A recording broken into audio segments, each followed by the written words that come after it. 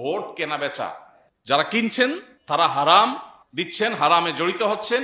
আর যারা মনে করছেন যে না আমি তো চাই নাই, সাইদা দিয়ে গেছে, আমাকে জোর করে দিয়ে গেছে, তারাও হারাম খাচ্ছেন। কারণ আপনি আপনার সত্য সাক্ষ্য দিতে বাধ্য এজ এ মুসলমান। আপনি সাক্ষ্য না দেন সেটা এক জিনিস, সাক্ষ্য দিতে গেলে আপনি মিথ্যা সাক্ষী এমনি দিতে পারবেন না। অতএব এখানে বিনিময় যদি গ্রহণ করেন, মানুষের যদি বাধ্যতামূলক অপরিহার্য দায়িত্ব পালন করতে গিয়ে কোনো উপরি সুবিধা ভোগ করে, এর নাম ঘুষ।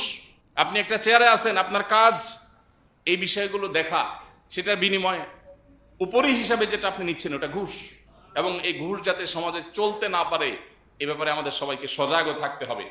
এটা ইসলামে যেমন নিষিদ্ধ, প্রচলিত আইনেও নিষিদ্ধ এবং জঘন্য।